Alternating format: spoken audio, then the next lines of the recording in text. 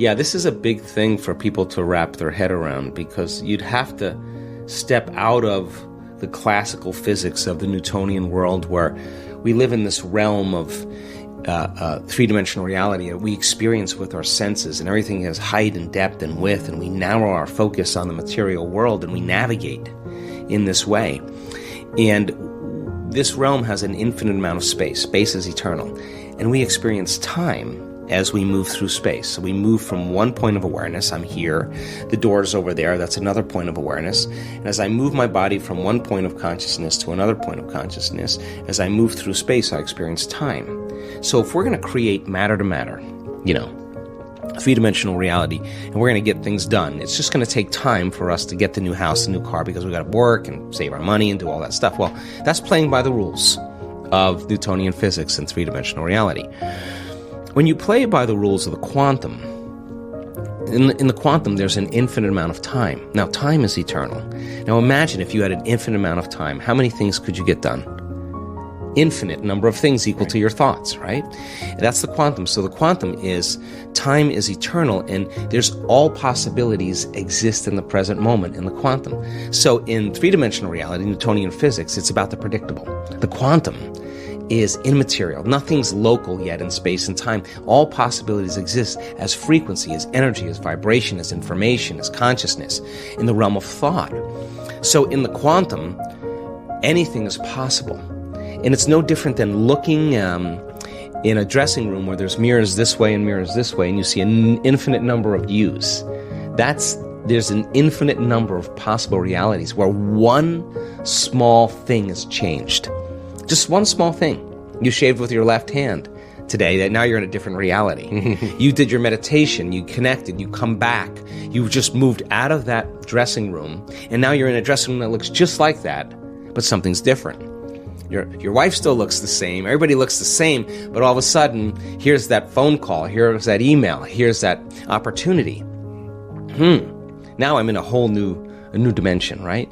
So in that quantum realm then, because it's non-local, we have to actually create not with our bodies. We have to dissociate from our bodies. We can't enter the quantum field as a somebody. We have to enter as a nobody. So teaching people how to pass through the eye of the needle is that moment they become nobody, no one, no thing, nowhere, no time. That's the moment they're pure consciousness. Now, teaching people how to create from the field instead of from matter has taken me many, many years. Yeah. But now people that are doing it are seeing those kind of instantaneous changes taking place, because when they begin to change their energy, and all potentials in the quantum field exist as electromagnetic potentials, and thoughts are the electrical charge and feelings are the magnetic charge, and how you think and how you feel is broadcasting information on a daily basis. So when a person changes their thoughts and feelings and they're creating from the field, when there's a vibrational match between their energy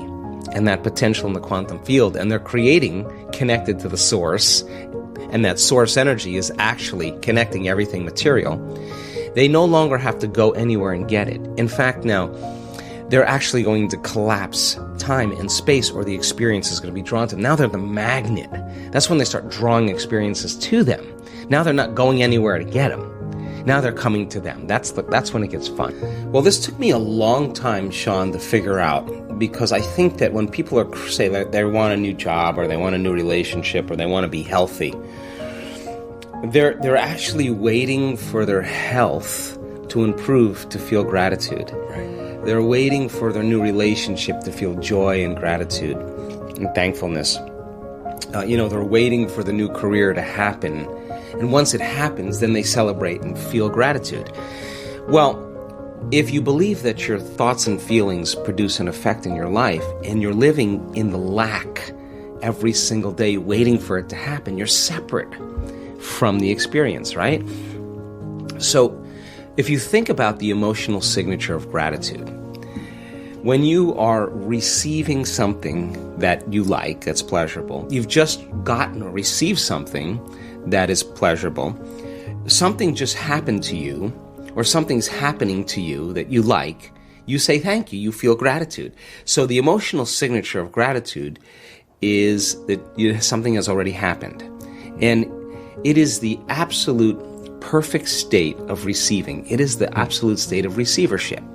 So, here's an example. A person gets a diagnosis. The diagnosis is something like cancer. The first moment they hear that word, they feel fear. They feel a change in their internal state, and they pay attention to what the doctor says. They take a snapshot, and they create that memory. They remember the moment the doctor said that. So now they're in fear, they're scared, and they're going to think positively. Or they'll say, I'm going to beat this thing. Well, if they're feeling fear, they can only accept, believe, and surrender to the thoughts equal to their emotional state. That fear thoughts will be the only ones that will make it in there. Now, if the person changes fear to gratitude, as an example, and they really start training their heart, we can measure when a person feels gratitude, what happens to their heart. Their heart gets regulated, starts beating more coherently, it starts increasing energy to the brain, it starts creating an ambient field around the body. This is when your heart starts working for you. That when a person starts feeling gratitude, then the emotional signature in the body is that something's happening to them, or something's just happened to them. So if you're in a state of gratitude, you're in a state of receiving, then the thoughts that you think will make it to the body and program the autonomic nervous system into a different destiny. So just in 4 days, we found that when people, 10 minutes a day, for 4 days, traded anger, frustration, fear, all those limited emotions for gratitude, that their immune system improved by 50%. They made immunoglobulins that made their body stronger. Now that's, if a pharmaceutical company had a drug that could strengthen immunoglobulin A in your body, it would be on every television commercial during the news. And yet your body, your nervous system's the greatest pharmacist there is. So then your body is objective. It's your unconscious mind. It doesn't know the difference between a real life experience that creates an emotion and the emotion that you're creating by thought alone. So if your body is feeling gratitude, it's believing that something's happening to you.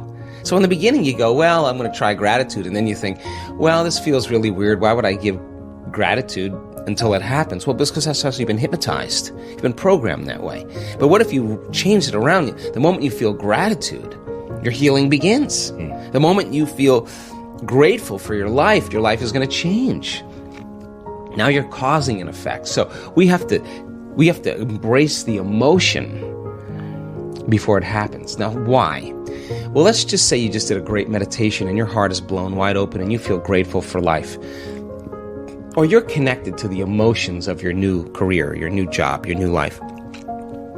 If you're feeling the feeling that your new life has already happened, you wouldn't be looking for it any longer.